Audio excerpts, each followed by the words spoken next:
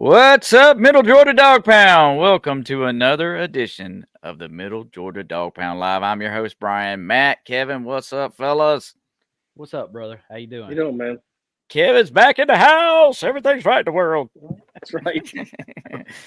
Everything is right in the world. Hey, we're here to recap the big... Whoa, there goes Matt. Something's flying. Oh, hey! What is going on over there? Oh, holy cow. More water. Weapons everywhere. Water bottles just flying everywhere, Matt. What is going on? Are you in Austin? I'm in the student section off to the right. Did you and Matt? I wasn't smart enough to get the netting up like Vanderbilt did. That's right. That's right. Oh, goodness gracious. Big win there in Austin, Matt, Kevin. So happy to see the Dogs win. Matt, we will be depending on you to pick against the Dogs for the rest of the season in every big game. And we're depending on that for a good win. So thank you for doing that, my friend. I will say, I called it. I told you I was doing it for the win. Yeah. Fell on the sword, didn't you, buddy? And you're welcome. Yeah, that was such a big win. So could not believe it. Could not believe it. Oh, there's John Morgan. John Morgan, so good to see you, my friend. John Morgan, if you guys don't know him, he does a lot of our graphics work for us, and we do appreciate him each and every week providing us with our thumbnails for our show. And good to see you up on the board here, John. So good to see you, my friend. So guys, big win. Before we get into that, a few housekeeping tidbits. As you guys know, if this is your first time on the show, go to Facebook.com/StreamYard to give Facebook permission to use your photo and your name. But if you'd like to be on the show or you have a product or business that you want us to promote, hit us up at middlegeorgiadogpound@gmail.com. That's Middle Georgia Dog, spelled like it should be, DAWG, pound@gmail.com. And we'd love to have you on the show. Well, guys, I cannot wait to get our special guest in. Everybody knows that we got him lined up. But before we bring him on, let's roll those highlights from this weekend. It's a long video, guys, but it is so good. You know, these players get the best out of me, and I'm so proud of these guys because nobody believed, nobody gave us a chance, and these guys are so resilient. You know what I mean? We talked about intent. What was our intent when we walked on the field? Our intent was not to take pictures, not to do all the superstar stuff. Our intent was to eat. Our intent was to come eat and be hungry. I'm not interested in all the bells and whistles. What I want is a team that fights their ass off, and they did tonight. Texas on top of the table in college football, ranked number 1, 6-0 for the first time in 15 years. Now they face by far their biggest test of the season. There's the Georgia Bulldogs rolling into town. The first collision of these two SEC heavyweights. This crowd can make it tough. This is a lot different than it used to be for Texas home games. Was on the field in pregame. It's just what makes this sport so great. This is epic, and this is what Texas wanted. A chance to prove to the country that they can play with the big boys in the SEC. I love this team, and I love every man in this room for what you've done, what you worked for. This is why you do what you do to go cut it loose. You know what time it is. They down here. They say we ain't got it. Everybody is against us right now. What we gonna do? What we gonna do? We play. We got all y'all back. We always got it. We always beat. That's all we need. This is what you wanted to do your whole life. This is it. This is it. Seize the moment. Seize the moment. Let's go! Dog only! It's not all! For each other and with each other. You understand me? For each other and with each other. The whole game. For each other and with each other cannot be defeated.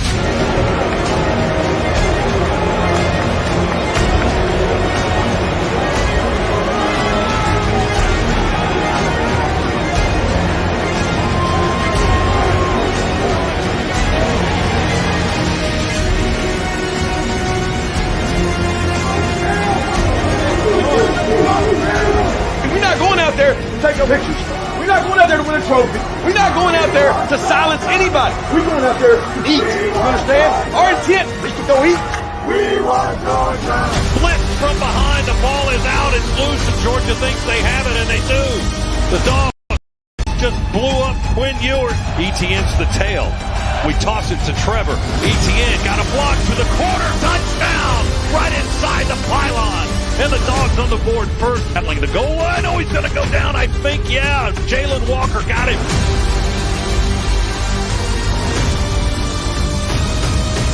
With time in the pocket, throws. It's intercepted. The Dogs, Dalen Everett, jumps in front of the receiver and intercepts it, rolling down to the 34, 33-yard line.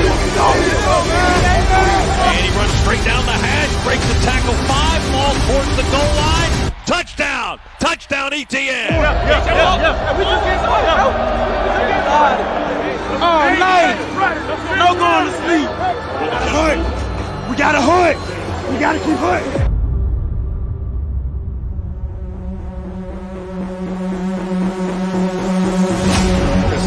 Played any better than Aguero just played that. Tackled at the 24. There's Aguero with another play. The sophomore makes his second straight stop. He's going to escape. No, he will not. He'll go down at the 21-yard line. Jalen Walker. The snap is good. The hold is good. The kick is good. Woods has got the 48-yarder. Still 100. Let's go. Come on. Let's go. Level. Easy kill. Not too hard, not too low. Let's keep it right here. Keep it right here.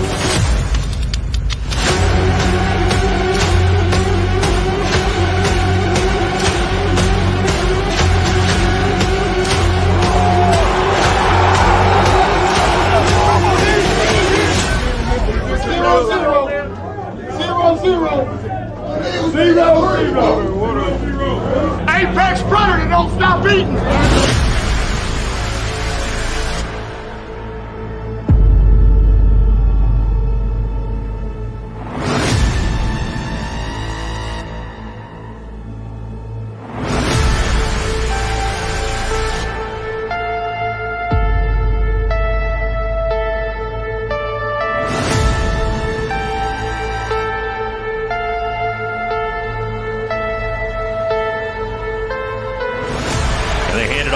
Pitch it to Lovett, who throws it back to Beck, and wide open on the flea flicker is Oscar Delp at the 50, down the near sideline, inside the 30, dragged down from behind in the jersey at the 25-yard line. Michael Tapp saved the touchdown for Texas right there.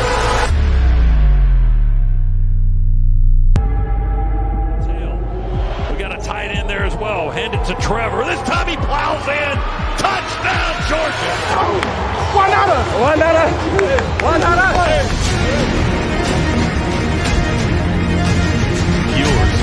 Pressure from the edges. Ewers hit. The ball comes out and goes forward to the 45. Swimming to his line. Fourth down. Ewers takes the snap. Pressure from the edge. Chambliss grabs him. He throws it into the end zone. Incomplete. Chaz Chambliss had Ewers twisting him down, and the Dogs will take over on downs.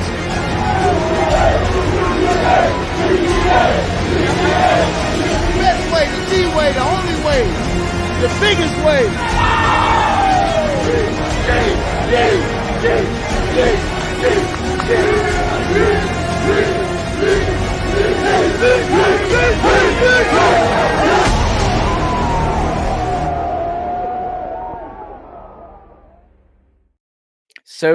So good, man. That gets me fired up every time I watch it. It's so good.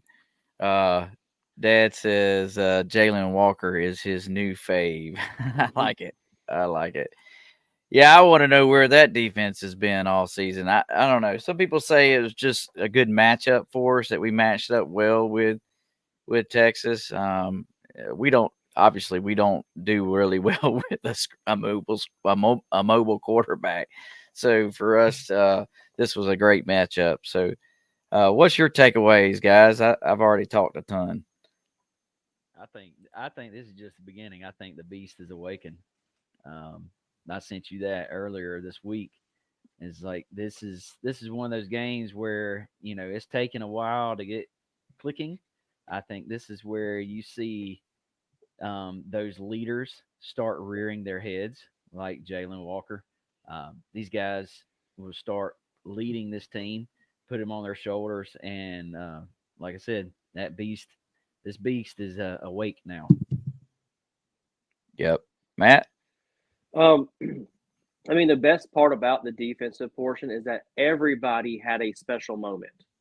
Across the board on defense, every defensive player had a moment. It wasn't just dominated. I mean, Walker had, a phenomenal game. We are not disputing that whatsoever. The guy was on Heisman watch the entire game. He was so phenomenal. He changed the game for sure. But cornerbacks, defensive linemen, everybody had a moment in that game, and that's what made it so special to me. Was that it wasn't just dominated by one person. Everybody had their piece, of the pie, and that's what I love. That's back to that defense that we loved from a few years back. That no name defense we had that was just so impactful because you stop one person, you still got to cover the other 10 who were coming after you, and that was great. Now, not to be negative, Nancy, let's be for sure. We had some luckiness in some of the defensive plays in the secondary. Whatever his name is, Quinn. He missed 2 wide open guys that could have been big plays, but that's because they were putting so much pressure on them. So we're lucky in the sense that those didn't become, long first downs or touchdowns. But at the same time, it's because the pressure they put on, because they were hunting and they were eating. That's what caused it that way. So that's great. Yep. Totally agree. It's nice having all of these injured players back. You realize how much we were missing by having those few guys that were out all season. Still don't have Smile back, but maybe we'll get him back here shortly. But I was impressed with our defensive back play. Is a lot better than what it's been in the last few weeks. That's been our Achilles heel is our defensive back play. Obviously, we weren't getting the pressure that we needed, but on the quarterback. But we couldn't even depend on our DBs to cover and tackle in space. So they did a great job this week, and obviously our tackling has improved. Now, on to the other side of the ball. What do we do? What do we do for the drop passes, man? I mean, this is unbelievable. Dude, it's got insane. So I watched the game again. There were 6 drop balls, 1 for a touchdown, and the other one, I think, out of 1 for touchdown, the other 4 out of the 5 were for first downs. And so that just continues to be, and those are balls that were catchable, not like just random balls off the tip, tip passes and stuff. They were catchable balls. I don't know what that is. That's what the wide receiver coach's job is to figure that stuff out. But some of it is, like I said, the Humphreys thing was just he wanted to run before he caught the ball. Yeah. Other things, Lovett was scared to get hit one time. Yep. Lucky, he had the ball and he just fumbled it when he hit the ground. So there's just some of that stuff that was there. Think about that. Most of stuff happened in the first half. Like 4 of the drop passes happened in the first half. Imagine what that score would have been. That score would have been in the 30s in the first half if those guys would have caught some of those passes for sure. Mm-hmm. Yep, absolutely. Can we just give the student body all a football, and then when they see these receivers, just launch the ball at them the entire time they're on campus? Like it. Well, guys, we have left our guest sitting in the back screen here long enough. Let's get him on here. It's our good friend Paul Petrisko. Paul, what is up, buddy? Hello, how y'all doing? Thanks for having me on the show. Yeah, we'd love to have you on each and every week. Thank you for the videos that you send us each and every week that contribute to our show. No problem. But what is going on? I was anticipating some spirited debate, and like when I argue with my wife, if I'm wearing stripes, I'm right. So just remember that. If I got my stripes on, I am right. So anyway, I'm just having a little fun. Absolutely, man. I love it. For all of our listeners out there, if you don't know, Paul is a former dog, played with the dogs, and he was an SEC official for years. Got some good photos of you there, buddy. Doing your thing back in the day here. And so we've got him on, and we're going to grill him good over some of the officiating calls this week, get his opinion on things.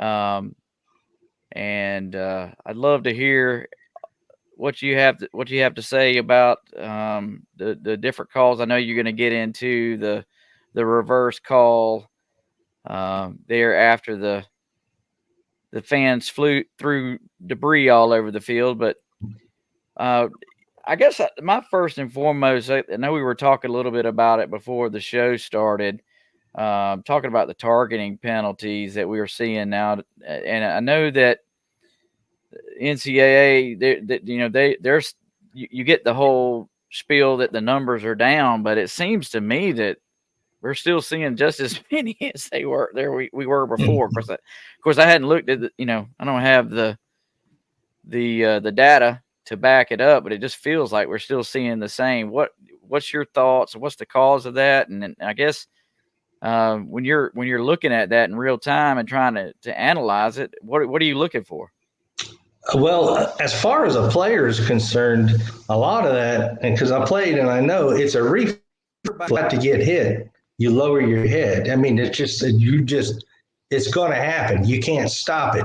Now, what they're trying to do is to teach these kids to keep their heads up and hit with the face mask or off to the side, which that has improved. You have to admit that. But the number of targetings, I don't know what the exact number is. I can gladly get that for you next week. But that's one of those calls that there is pretty much black and white. What they do is they go through a process and they do a checklist, and it has to qualify, was the contact on the crown? Did he launch? Did he lower his head? All these things they look at before they confirm yes or no it's targeting. But I agree with you. I don't think we'll ever get it out of the game, but they got to do something. I do think that the penalty is a little severe. I think we talked about that earlier, that maybe if you have one targeting, okay, but if you have two, then you're gone. Maybe even for 2 games. Who knows? I mean, it's just too severe a penalty right now. Yep. I just did a quick Google search on the number of targeting. So they do an average of targeting penalties per game. So right now it's 0.21 targeting penalties per game. Last year it was 0.16, and that was a 3-year low for targeting penalties in college football was last year. So we answered our own question there. Yeah. What's your thoughts? I know there's been some debate, and I'm going to run this video, and then I want to hear from you what your thoughts on David Pollock's view of targeting and the penalties for that. So I'm going to run his video real quick, and then we'll talk about it. Sure. I'm so sick and tired of targeting, so I propose a rule change. If an offensive player lowers his head and targets a defensive player, you need to be kicked out as well. If you initiate helmet to helmet, why is it always the defensive player that gets punished? It's fair. I mean, there's no pushing back on it. They're not going to make the game less safe.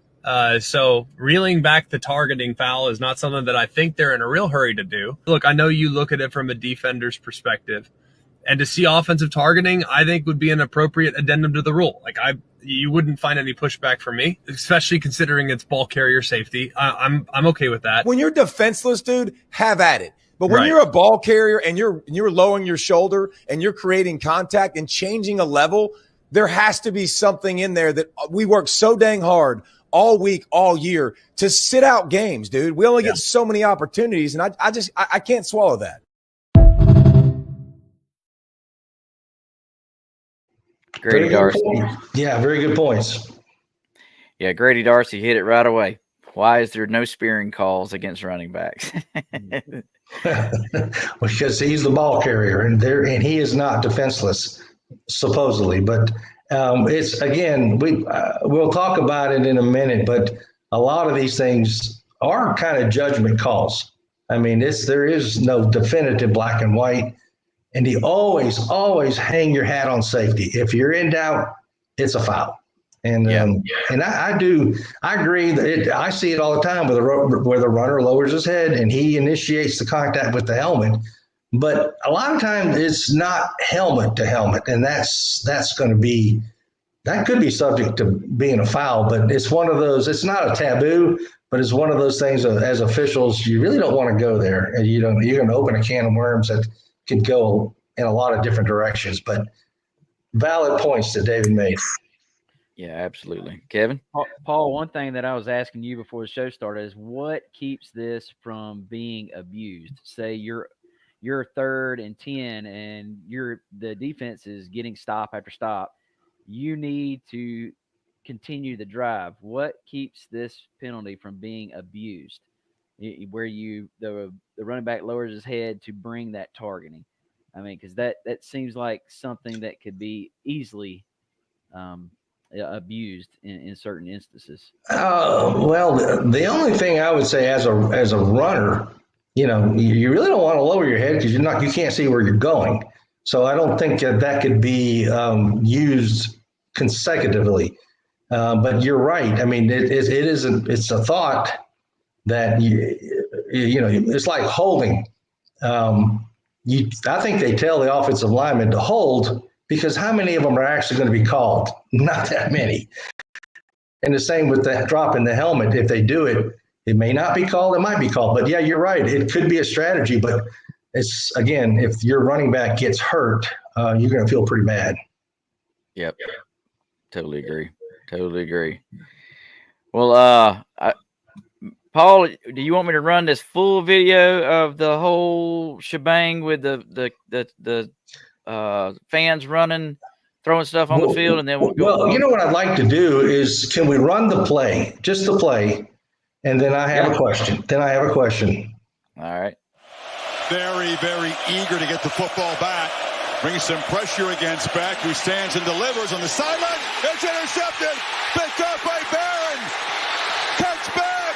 John A. Barron still alive. Dragged down at the 9. There is a flag on the field back in the secondary, so hold on. I wonder if Smith, it got tied up. Did Smith push, or is it defensive holding, as Kirby's saying?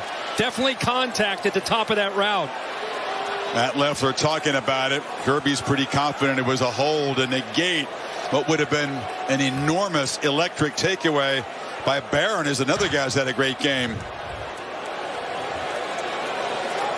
I can't wait for Bill to take a peek at this one to see at the top of the route if it's defensive holding or offensive. Number 7. Ball be placed at the spot of the foul with an automatic first down. So instead of Texas, run the replay. It shows a better view of the actual so-called foul.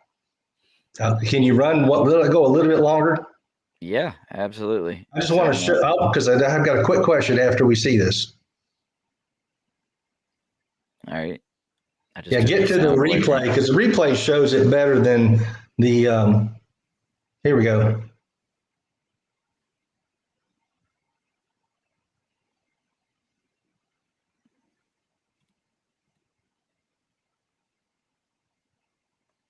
Okay, you can stop it there. All right. So here's my question. By a show of hands, who thinks that was pass interference? I can see. Nobody. I say it could go either way. I said it it could go either way. Right, but the idea when you're officiating, you want quality fouls, and that was not a quality foul. And so what happened? In my opinion, the official who made the call it's called straight line. In other words, I'm making a call through the player. I really can't see what's happening on the other side. So I'm assuming what happens. And he's a young official. I think he's the second year. The game's too big for him. He shouldn't have been there, but he was. So he makes the call, and it was a bad call. Now, when the ball comes dead, and if another official had a strong, solid 100% opinion, that was not a foul, his butt should have been in there talking this guy out of it pretty much. And the back judge is the only other one that could have had that call or could have helped. And he was a young official. So there was a breakdown right there. They got two officials that the game is just too big. They shouldn't have been in there. But it was the system that broke down. They should have backed each other up, because really on the field, there's three teams, the two playing and the guys in stripes, and you work as a team. But I asked Matt to show this, Brian, excuse me. No worries. This is out of the rule book, and this is the definition of pass interference. And pass interference is contact beyond the neutral zone by a Team B player whose intent is to impede or an eligible opponent is obvious and could prevent the opponent from receiving the catch. So that being said, on that play, if our receiver had, I think, run the right route and turned around, he might have had an opportunity to catch that ball. And also, the defender has as much right to any spot on the field if he's not attacking, if you know what I mean. And our guy ran into him and pushed him. So there was you could have called both ways, and then it'd have been, nullified by those actions, and you just play ball. But again, pass interference, first of all, is not subject to review. So now let's go on a little bit. The bottles come down, there's a break in the action, and now people have time to evaluate. And then when I say people, I'm talking about people in the booth. And I was going to tell Brian, this is where my opinion, what happened. And it shouldn't have happened, but it did. If we watch a little bit, you'll see in a minute, the referee in the white hat, he's kind of looking down at the ground and he's intently listening to somebody. And I think what has happened is probably Birmingham got involved and they got to the replay and told him to call this off. If you look at the white hat, watch him look down, he's listening to somebody. And right there, when he lowers his head, I'm like, okay, he's got his instructions. So the reason I think that's happened, because where did the ball end up? Anybody remember what yard line the ball ended up on? No. So the booth told them the ball is first and goal on the 9-yard line. And that's exactly where they went. So yep. I think the booth got involved. They shouldn't have. That's not in the rule book, but it happened. But that's my opinion. I can't prove it. Yep. It is it was the craziest call I've ever seen. I've never seen a situation where the penalty flag was thrown. We huddled and talked about it. The officials huddled and talked about it. It was announced on the PA. The ball was marched off. The offense is about to snap the ball, and then all heck breaks loose, and we get the ball after the fact. I could have lived with it if they'd have said, hey, we're going to huddle and talk about this before we walk this off. I could have lived with all of that. I could have lived with just moving on like it was, because, referees are human too, right? They make mistakes. They miss stuff all the time. And you just deal with it and you move on. The problem I have with this, and I think the same thing Matt and Kevin's going to say, is the fact that they changed the call after the fact. And it sets a precedent going forward for every single fan base that's out there that are not going to like the call. And so I'm going to pitch a fit and be a baby and throw stuff on the field and cause a scene so that I can potentially get somebody in the booth to change my call.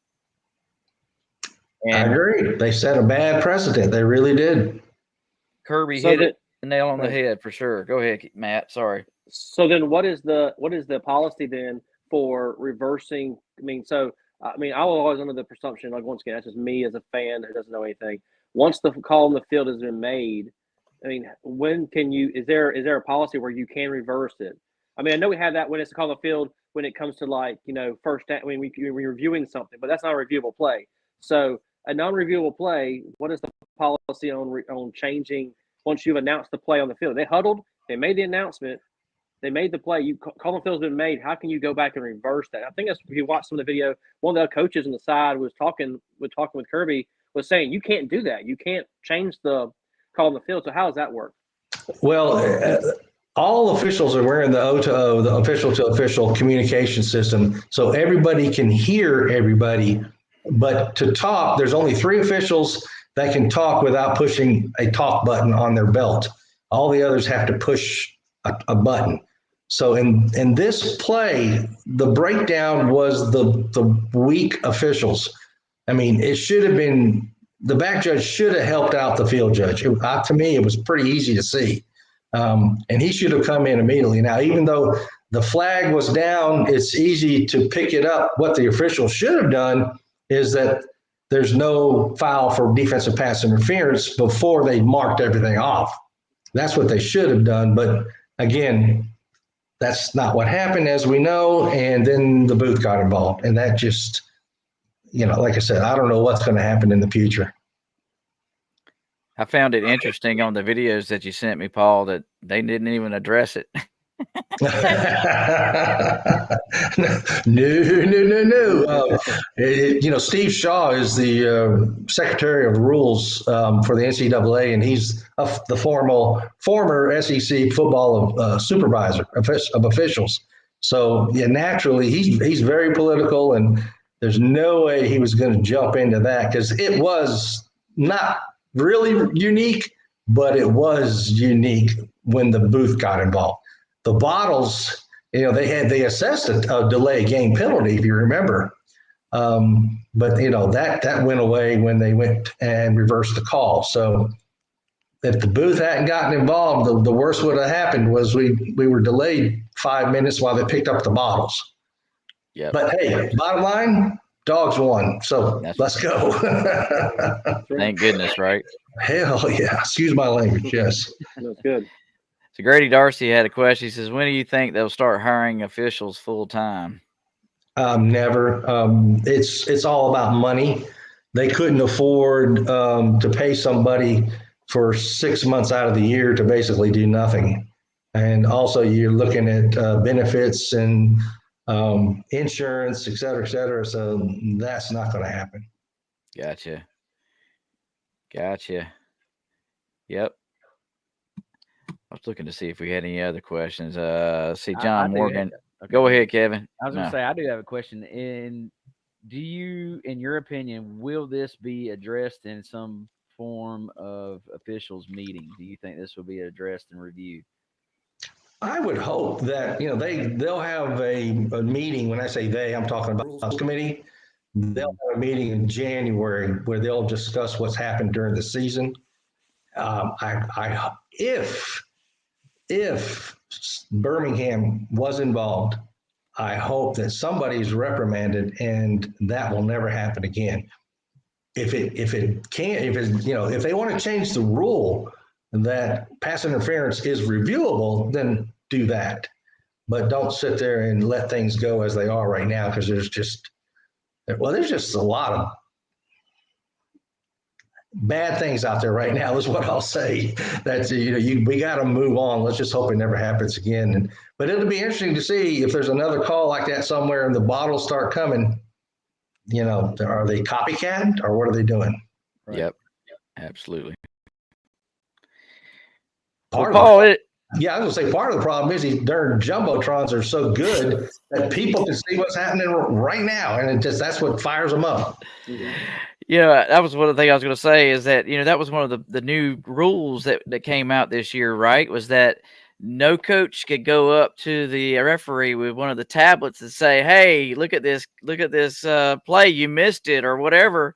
But they just look it up at the Jumbotron and go, maybe I did miss it. Or I'm just listening to my earpiece. And it's like, oh, I did miss that. Also, as officials, you try not to look at the Jumbotron, but it's so big and so good. I doubt one of the officials on the field looked up and went, hey, we really need to reevaluate this. Only reason because they knew where the ball was at the end. So anyway, it's an interesting play. Hope it never happens again. Yeah, no doubt. No doubt. Well, let's get into Paul's calls. Paul, thank you so much for sending these videos in each and every week. Let's roll these things, and if you guys want to talk about them, we can. We got some extra time tonight, so let's do it. Our first play this week, the offense has 3rd and long. They're going to throw downfield. The ball's going to be intercepted, and it looks like the defense will return it all the way for a pick 6. And the ruling on the field is touchdown. But as we go back and take a look, number 4, he's going to drop the ball just before he crosses the goal line. So replay is going to come in and take a look at this, and there's no question that number 4 loses possession in the field of play short of the goal line. But the key is we need to not only see the fumble, but we need to see what happens to the ball.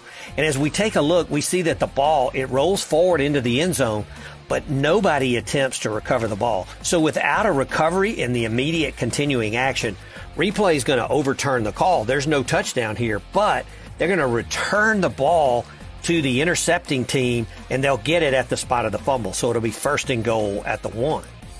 Now, if the ball was recovered by the intercepting team in the end zone, it would have been a touchdown. And if it would have been recovered by the original offense who threw the interception, it would be a touchback, and they'd have the ball 1st and 10 on their own 20. Similarly, if the ball rolled into the end zone and then out of bounds, it would be a touchback, and it would be 1st and 10 for the original offense. On these type plays, it's important that we not only have video evidence of a fumble in the field of play, but we must determine what happens to the ball to complete the ruling. My favorite part of that video was the mascot on the sideline going. Oh, I wasn't looking at that. That's my favorite part. Oh, geez. Why do we keep seeing that so much? I mean, it seems like every single year we see somebody drop the football before they cross the goal line. I'm like, you dope. Just hold on to it. Put it down in the end zone. It's that easy. It is that easy. I think they get so amped up and caught up in the moment, they forget about what they're doing. But ESPN crazy. top plays, that's what they're looking at. Yep, absolutely. All right, let's roll this next one. Play 2, we get a punt, and we see that the receiver makes a valid fair catch signal, and just before catching the ball is contacted by number 28 of the kicking team, and our back judge is going to get a marker out for kick-catching interference. Now, we see the side judge comes in immediately to the back judge. They have a conversation, and then we get an announcement from our referee. There is no foul for kick-catch interference. The defender was blocked into the receiver. 1st down, Missouri. And as we go back and take a look at the replay, the side judge had a great view that number 30 of the receiving team blocked number 28 into the return man. So there's no foul for kick-catching interference when an opponent blocks you into the receiver. And this is excellent communications by the crew. And the process here is if the non-calling official has information impacting the call, they bring it to the calling official in a positive way. Not, do you think number 28 was blocked into the return man, but factually, number 28 was blocked into the return man. Then it becomes the calling official's decision whether to pick the flag up or not. They appropriately picked the flag up here. This is excellent work, excellent communications by the crew. So an appropriate response would be, hey, I work in this state and I'm going to get, my business is going to get destroyed. So let me slip you 100. Yeah. Again, Matt should not have taken that assignment, but you just saw how it's supposed to work. If you got a different opinion, you come in and take them off the call immediately. But yeah, it'd be interesting if I can find out what happens to Matt's business about a year from now. We'll see. Yeah, absolutely. Absolutely. All right, let's roll this next one, guys. Play 3, we're going to look at one of our new technologies for this season, namely the coach-to-player communication system. Now, early in the game here, we see that the head coach, he has a concern. He can't communicate properly to one of his players on the field. Now, there's no NCAA rule concerning system failure of coach-to-player, but the rule allows conferences to provide guidance when there is communication failure. All 10 FBS conferences have adopted the same policy, and that policy is if there's a total system failure for one team, then both teams must not use their coach-to-player system until it is repaired. Now remember, it's a total system failure, and it's not the head coach that identifies the system failure, but we have an orange hat or the game manager that makes the determination if the entire system is down or if it's just an individual or a component failure. And that's what the orange hat determined here and communicated to the referee. It was not a total system failure, so both teams could continue to use their coach-to-player system. Both new technologies, coach-to-player communications and the sideline tablets, have overall performed very well this season, and they continue to get excellent feedback from our coaches and players. So the orange hat, is he employed by the university or is he employed by the SEC? Do we even know? The home team pays for all officiating, no matter what's happening. They pay for a replay. That's who pays the bill for the officiating. So yeah, the Texas would have paid for that guy's, fee, whatever it is. I got you. Need to check his bank account too. Well, it has to be a total system failure. So that applies even with the old way with just headphones or coaches. If it's total, it doesn't have to be coach to player. It could just be sideline if that happens. I got you. All right, let's roll this next one, guys.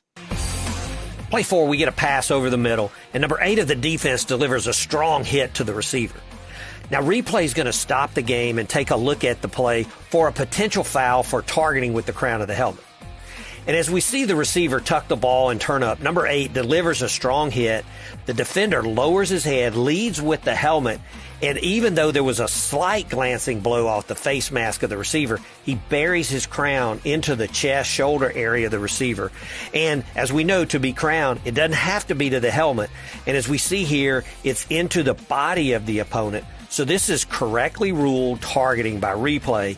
And remember, as we stated in the opening, this rule is a player safety rule, and it is positively impacting player behavior. And on this play, if the defender could keep his eyes up and see what he hits, there would be no foul. I agreed with that targeting ruling more than I did one against Dan Jackson, simply because the ball carrier lowered his helmet at the same time Dan Jackson lowered his helmet, and it was incidental. This was obviously the right call. Yeah, if you notice, even at the end, the defensive guy kind of grabs him and hunches up like he's going to drive him into the ground. So again, there was all the indicators for targeting were there. If all he had to do is keep his head up, and he's good. Yep, totally agree. Play 5, and we continue to get questions on this type play. We see that the quarterback, he fakes, and he quickly throws out into the flat to the H-back, who makes the catch, and then he drives upfield for a 3-yard gain. As we go back and take a look at the action on the quarterback, we see the defender, he has 2 hands up to try to block the pass. He misses the pass, but then he's going to contact the head of the quarterback. And this contact is not incidental, and our referees are instructed when we have this type contact to the passer who is in a passing posture and is totally defenseless, we want this as a foul for roughing the passer. Now, some folks say that the defender was just trying to block the pass, but the defender must avoid the contact to the head of the passer here, and it's clearly not targeting. There's no indicator of targeting, but this type play is simply a personal foul for roughing the passer. One final point of note, all personal fouls by the defense on a completed forward pass, the penalty is tacked on to the last run by the offense when the run ends beyond the neutral zone.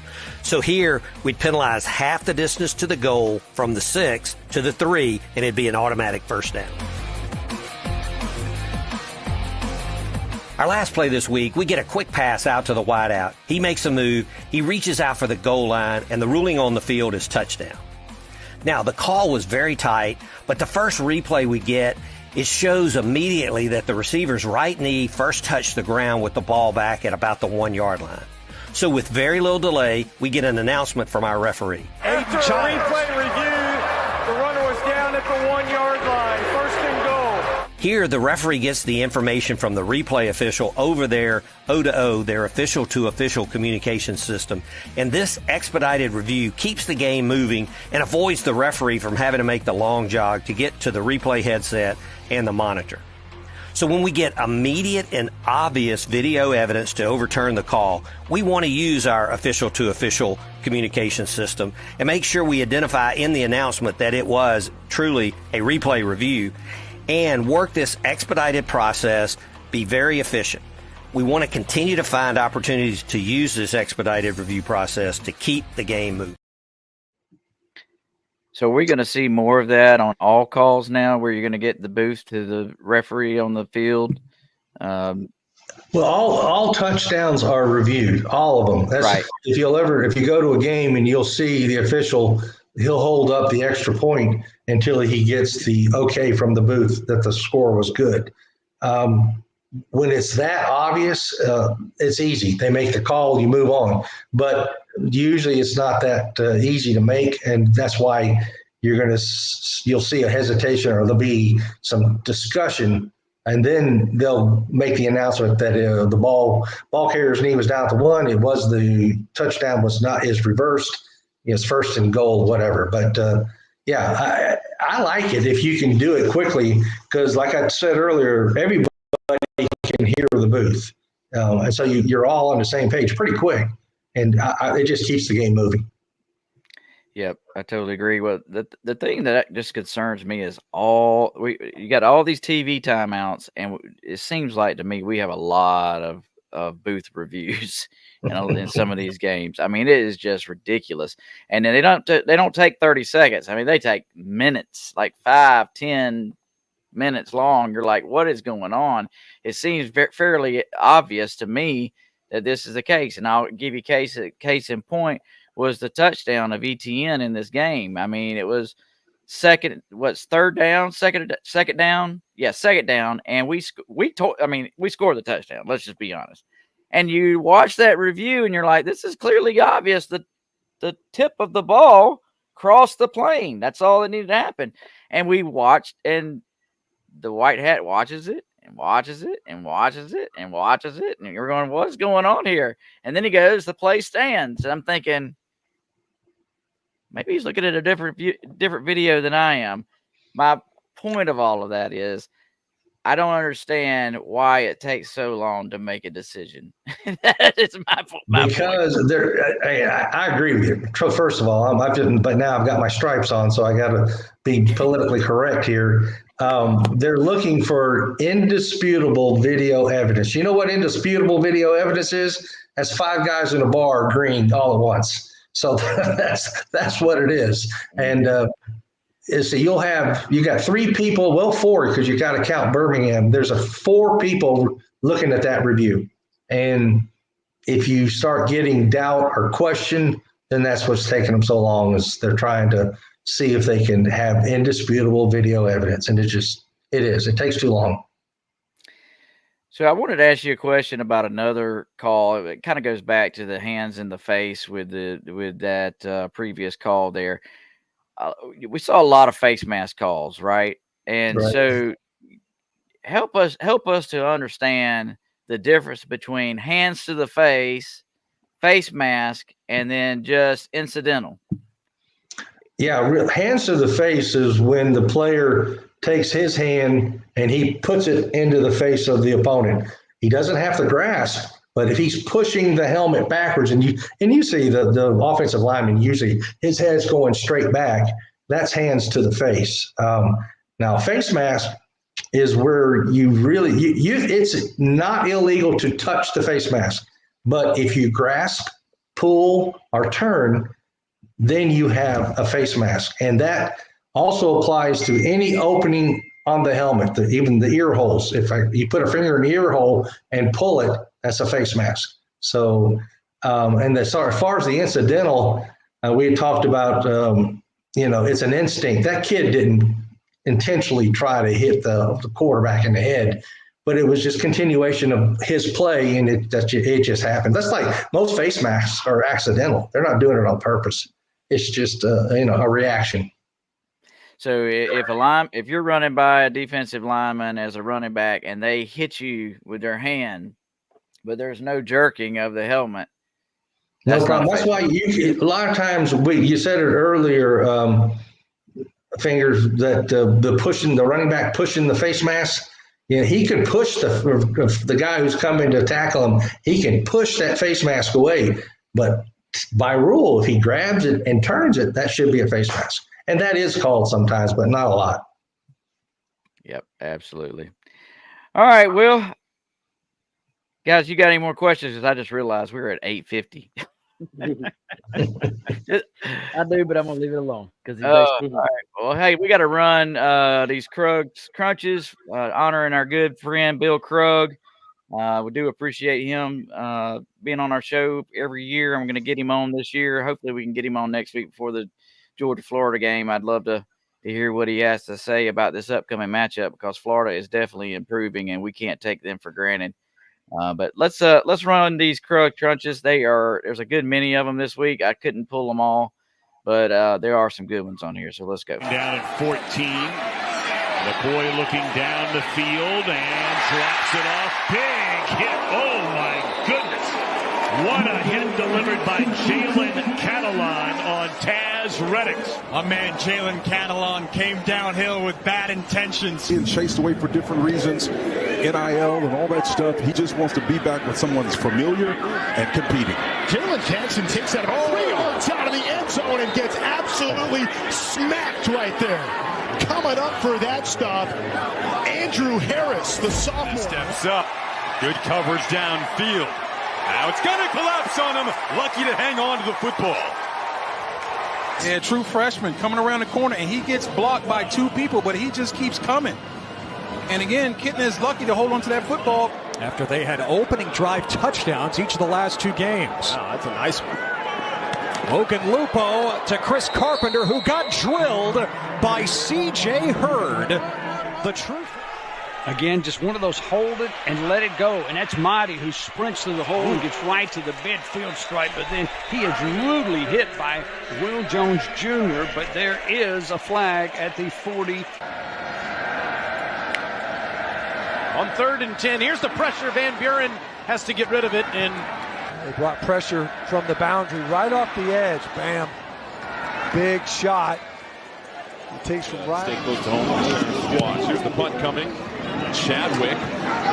Overhead punt. Opportunity for the return. Blasted, though. Javen Williams didn't even have a moment to think. Mendoza, a quick toss. And wrapped up immediately. Josiah Martin, the intended target. And Jackson Vick. In 6 games, Burnett, who went to high school with Fafita. There's pressure. He gets drilled from behind, and the ball goes spinning out toward the sideline. They'll say it's incomplete. There's Shiloh Sanders. You talk about a chip on his shoulder from last week. Think he's taking out some frustration right here. Empty set for Warner, who's 8 for 11 passing with 111 yards. Taking a shot downfield. Too far out in front. Jackson out of the backfield. Picks it up, and it's a first down. Green slings it incomplete. And 5 different flags thrown as Brody got rocked by Sage Ryan. Died. And we're anticipating this being a targeting flag. After video review, there is no foul for targeting. It'll be 2nd down. There is a foul for murder. 75 yards away. Thorne over the middle, and a huge hit. Incomplete He did too. pass. He really did. Fairweather drilled by Carnell. No flag. Fairweather shaken up. What is a If he ain't dead, he wish he did. collision. Dalen Carnell comes in with the shoulder and rocks Rivaldo Fairweather. Longhorns looking for their first 3rd down conversion of the night. And he's smacked. Ewers is pounded. The ball comes out. Still rolling around. Still up for grabs. And it looks like Georgia has recovered at the 12. Ewers got blasted. This is the most important thing. Anytime you do this, you bring this blitz, you got to disguise it and come late. See, the back stepped up with the pressure coming from the middle. And this time, the pressure from the outside gets home. The quarterback Ewers never felt it because it came so late. He never had a chance to see it out of the corner of his eye. So there's 2 receivers. One of them, they said there was no targeting, but there was a foul for murder because he died. That guy died. We heard you. He died. So good. Those are so much fun. I enjoy watching those each and every week. All right, guys, we're at the Dog Pound Pick'em Challenge. Mr. Matt, Mr. Kevin have really stepped it up the last few games. I am in trouble. I'm only ahead by 2 games. I had a nice pad of like 6 games or something at one point, and buddy, I am in trouble. I've been picking the wrong games, but hey, let's get into it. This first one, LSU and Texas A&M. What's your thoughts on this one, Kevin? This one is going to be a tough game. As you see, they have got Texas A&M only favored by 1 point. This is going to be a tough game. It's going to be a night game at A&M. I think I'm going to take A&M in a close one. Be like 32-28. I'm going to go LSU. LSU, I think it's going to go into overtime. I think LSU wins it by 3. Matt?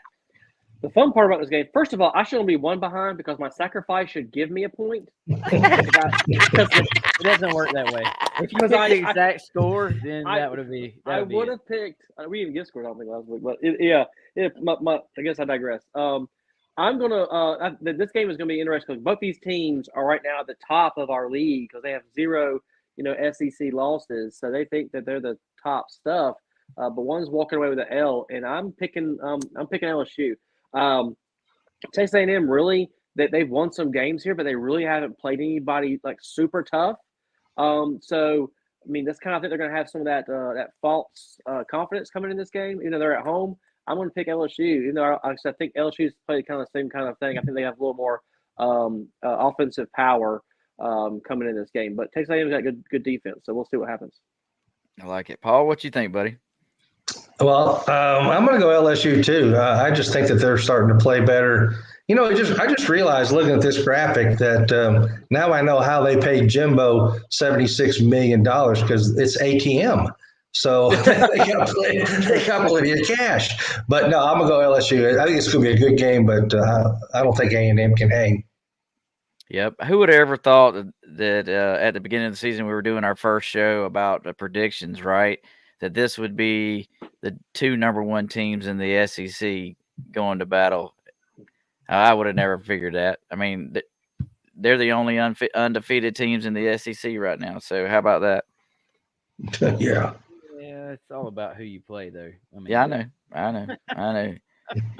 Akaki says the Tigers ruined the Aggies' party, 31-24. Dad says A&M's winning this one, 31-30. Grady Darcy takes A&M 38-34. Like it. I like it. All right, on to the next one. Missouri at Alabama. Can Alabama bounce back? I'm going to say yes, and I'm taking Alabama all the way. There's no way they're losing another game, especially back-to-back. So I'm going Alabama. I think they win big here. I think they could win by 3 touchdowns, guys. They're going to bring it this week. That is for sure. Matt, what you think, buddy? I'm gonna go with you as well. I think Missouri, their defense is not as good as they were last year, and if they have the last year's defense playing now, I'd pick Missouri in a heartbeat. But their defense is not as good as they were last year, and I really think that Alabama will step up. I don't think they'll have like the road rage mentality, but I think they will definitely win. I am also going with Alabama. Alabama's favored by 15.5, and I think that's kind of conservative. I think it's going to be more than that. Missouri's got problems. They are not the team that we thought they were to start the season. I've got Alabama winning big. It's 38-12.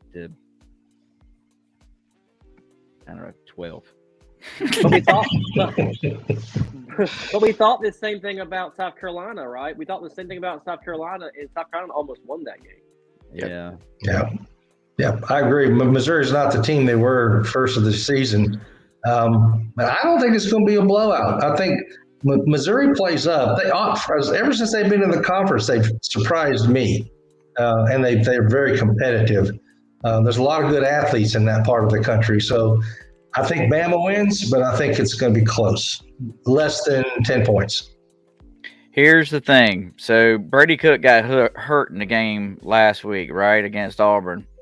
He was out for 3 quarters, comes back in the 4th quarter, and takes him down, drives down, scores 2 touchdowns to win the game. How healthy is he really? That's going to be the key, right? So if he's not healthy, we already know their backup quarterback isn't enough. He's not going to be able to make it happen. If you can't score against Auburn, you're not going to be able to score against Alabama. Now Alabama still got some defensive woes, that is for dang sure, but it just depends on how healthy Brady Cook is and how well he's able to scramble around and use his legs, because that's the difference maker for that Missouri team. And then as a caveat to that, Luther Burden, their number one receiver, I don't think he touched the ball but like 3 times the whole game. He's been injured as well, and they got him on a limited pitch count. So it's going to be a key. It's going to be an interesting game for sure. But I still think Alabama brings it and wins. Dad says Alabama 28-20. Grady Darcy says 35-31 Bama. Akaki says Alabama further embarrasses themselves at home but win 24-21. That would be interesting. That would be interesting. All right, Notre Dame versus Navy. Woo, this is going to be a tough one. This one's at Navy, right? No, it is neutral site, right? It's a neutral site. MetLife Stadium, I believe, is where it's at. Well, I was going to go Navy if they was at home, but I'm not so sure I'm going to do that. This is a tough one, y'all. I'm going to go Notre Dame. I don't think Navy's got enough to hang with Notre Dame. Let's go Notre Dame. Paul, what you think, buddy? Go ahead, Kevin. Go ahead, Paul. Go ahead, Paul. Nope. No, I'm the same way. The Navy is playing so well, but really, they haven't played a lot of competition. But Notre Dame will play up. I assume it's a big stadium up north, so they'll have a lot of fans there. So I'll go Notre Dame. I am also going Notre Dame because the Navy has not played anybody really so far. So this is going to be realistically their biggest challenge. I've got Notre Dame winning this one big, probably 38 to 18. So I'm in the camp where I truly want a epic undefeated Navy and Army game at the end of the year. That's like my dream game. That will be like second to the to me. I'd really watch that than watch a playoff game. That's just my opinion, and probably Kevin can probably echo that, right? That would be a sweet night at the house, right, Kevin? Yes, it would. It would be fun. So, but I don't know. I mean, I'm not super impressed with the quarterback for Notre Dame. He can't pass the ball, in my opinion. He's a run first kind of guy, and we saw that throughout this entire year. They also haven't played really anybody as well. So I'm still going to go with Notre Dame because usually when I pick them, they lose. So my goal again is for them to lose with my pick. I need that peak voodoo to rub off on the Notre Dame Fighting Irish. Well, y'all aren't going to believe this, but everybody has picked Navy. Yes. Nope. Take that back. Grady says Notre Dame. Sorry. No. It says midshipman, but it says 31. Oh, no, it does say 31. Okay, yeah, so it is right. Yep. So I was reading that wrong. So that's crazy. Well, everybody chose about 13.5. Interesting. All right, Illinois at Oregon. This one is a no-brainer, y'all. Oregon's winning this. No-brainer. Absolutely. I'm taking Oregon all the way. Winning big. Yeah, I've got Oregon as well. Definitely. Oregon. Matt? I can't gain points on you if I keep picking like you. But I'm gonna have to, but I think this thing will be a closer game than we think it's gonna be. I don't trust in Oregon's quarterback. I think he's flaky. I think he wants to be the showboat all the time, and that will get him in trouble a lot. That's why his season does this with the Heisman, not Heisman, the Heisman. But I think the line, I know they're in rough territory, and I think they're going to go after it. I think it'll be close for 3 quarters. I think it really will be. But I think that Dan Jackson defense will not Dan. I'm sorry. But the defense will show up there for Oregon. Yep.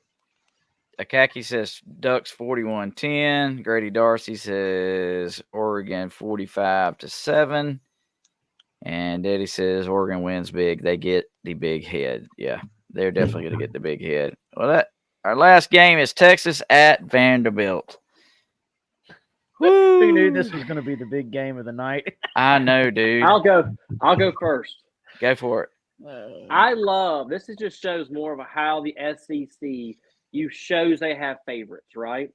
They've always loved Alabama forever, right? Because they had a great fan base. They have a lot of money, right, in their program. Now we have Texas, which is another high dollar, big money market comes in, and what do we see, right?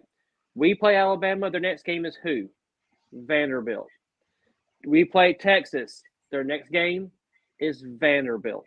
The conference has set it up for these two teams, their favorites, to have hard games and then an easy game to recover. Well, guess what? Vandy's not an easy game this year, and so they've kind of screwed the pooch there with these helping these teams out. So I'm going to go Texas still, but I think Vandy's a great story, but I think Texas will still win the game. I don't think the Texas offense is as great as everybody thought it was statistically.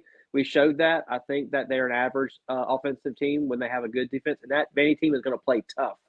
I would love for Vandy to win. Would love for Vandy to win, but I don't think they will. I think Texas will pull it out substantially at the very end. Oh, I want to pick Vanderbilt so bad. I did too. But Texas is going to win this game, y'all. They're not going to lose 2 games in a row. All right, Texas. I'm going Texas. So we got the same picks. Great. Anybody else? No, Texas. You got to factor out Vanderbilt beating Alabama. That was a fluke. Yeah. I think it'll be close in the first half, and then Texas will pull away. Yep. Grady Darcy.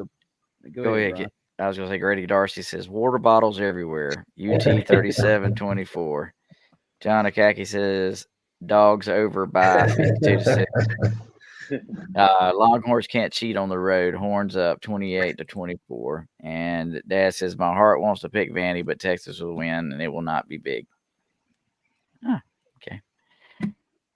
Well, all good picks. All good picks, Matt. Kevin didn't pick. Oh, I thought he did. No, I didn't pick. You skipped me. It's fine though.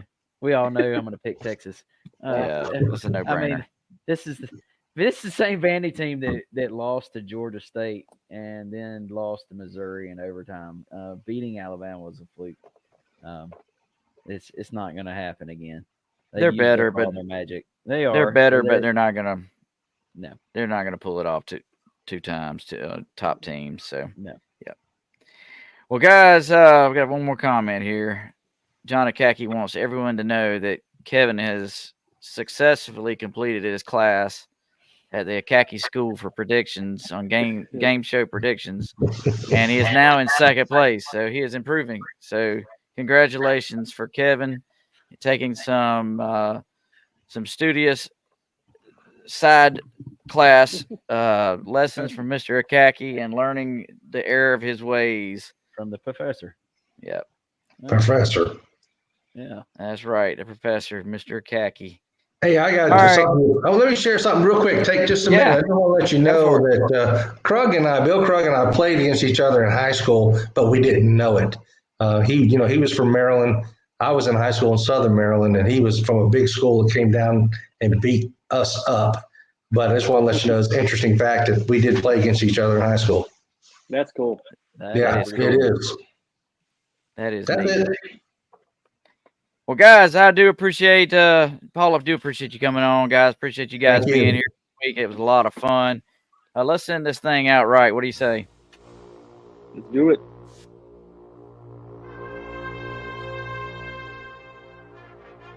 All right, guys. We will be right back here next week, getting you ready for the good old-fashioned meeting down in Jacksonville. If you're not a Gator hater, don't come back on this show next week. We're going to be bringing it. But, guys, we'll be here to talk about what it's going to take to win in Jacksonville. I'm Brian, Matt, Evan, and our great friend, Mr. Paul. Y'all have a good night. Go Dogs. Go Dogs. Dogs.